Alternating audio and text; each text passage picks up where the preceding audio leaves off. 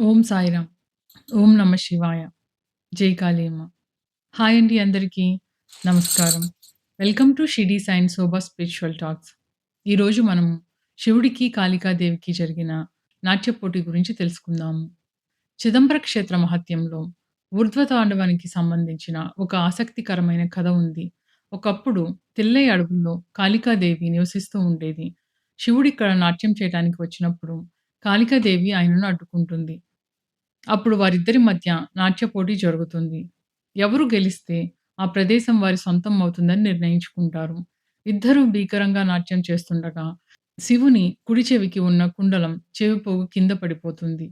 నాట్యగతిని, లయను ఏమాత్రం ఆపకుండా శివుడు తన కాలి బొటని వేలితో ఆ కుండలాన్ని పైకి లేపి తన కాలును తలపైకి నిలువుగా 180 డిగ్రీస్ ఎత్తి ఆ కుండలాన్ని తిరిగి చెవికి ధరిస్తారు. ఆ భంగిమనే ఊర్ధ్వతాండవం అంటారు. కాళికాదేవి ఒక స్త్రీ కావడం వల్ల ఆత్మగౌరవం బికాస్ ఆఫ్ ద మోడెస్టీ తన కాలుని అంత పైకి ఎత్తలేక ఓటమిని అంగీకరిస్తుంది. అయితే దేవి కోపాన్ని, బాధను శాంతింపచేయటానికి శివుడు ఆనంద సభకు తీసుకొని వచ్చి ఆమెకు తన మంత్రముగ్ధమైన ఆనంద సౌందర్య నాట్యాన్ని ప్రదర్శిస్తారు. ఈ విధంగా కాళికాదేవి సమీపంలోని తిల్లైకాళి ఆలయానికి పరిమితం కాగా, శివుడు చిదంబర నటరాజ ఆలయంలో స్థిరపడ్డారు. ఈ కథను మనం ఆధ్యాత్మిక కోణంలో ప్రకృతి, పురుషుడు మధ్య జరిగిన సృష్టి రహస్యంగా చెప్పవచ్చు. కాళికాదేవి ప్రకృతిగా తీసుకుంటే, మన శరీరంలో ఉండే పంచభూతాలు, మన ఆలోచనలు, మన భావోద్వేగాలు, కోపము, ఆవేశము, మమకారం ఇవన్నీ ప్రకృతి స్వరూపాలు. తిల్లై అడవుల్లో కాళికాదేవి ఉగ్రరూపం దాల్చడం అంటే అదుపులో లేని భావోద్వేగాలకు సంకేతము. శక్తి ఉంటేనే చలనం ఉంటుంది. కానీ ఆ శక్తి ఒక దిశ లేకపోతే అది విధ్వంసానికి దారితీస్తుంది.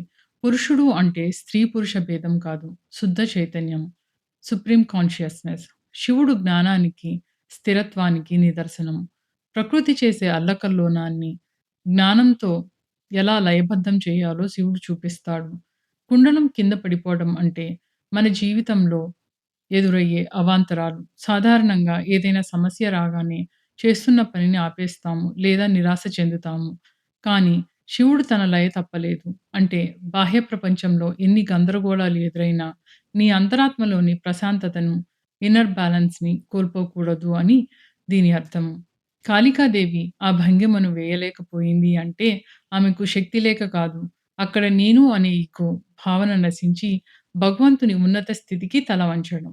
మనలోని శక్తి ఎప్పుడు కింద వైపుకు అంటే భౌతిక సుఖాల వైపుకు ప్రవహిస్తుంది. దానిని శివుడు తన కాలును 180 డిగ్రీస్ పైకి ఎత్తి చూపటం అనేది ఒక యోగ స్థితి. మనలోని కుండలిని శక్తి మూలాధారం నుండి సహస్రారం వరకు ప్రవహించడాన్ని ఇది సూచిస్తుంది. కాలి ప్రకృతి ఎప్పుడు గంభీరంగా బంధాలతో ఉంటుంది. కానీ జ్ఞానం అంటే పురుషుడు. అంటే శివుడు. ఆ బంధాలన్నిటిని దాటి అనంతమైన ఆకాశంగా నిలుస్తాడు.